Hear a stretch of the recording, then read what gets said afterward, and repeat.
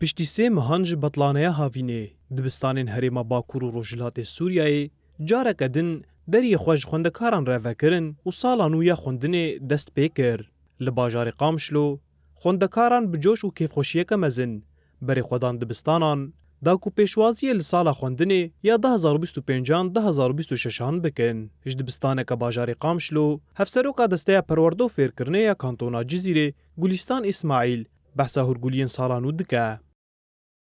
دسته پروردیا کانتونا جزیره جی حاضری مجبور سال خواندنی 2025-26 افدمک دریجه حاضری تن کرن کمیته هاتن چکرن علاوه دبستانا و پیدوین دبستانا چچتین پیوست جالین دبستانا و کو جخندکار را پیوست به هاتن کرن کمپانین پاقجی لسرانسری دبستان کانتونا جزیره هاتا کرن کو دحفتیا اداری ده کو خندکار بکار به باوای که راحت و باوای که اولا درباسی دبستانه به لآلیەکی din mamosteya dibistana Bols Yaqûb hena ezzam da zanîn ku xwendekaran bi coşeke mezin sala xwendinê pêşwazî kirin.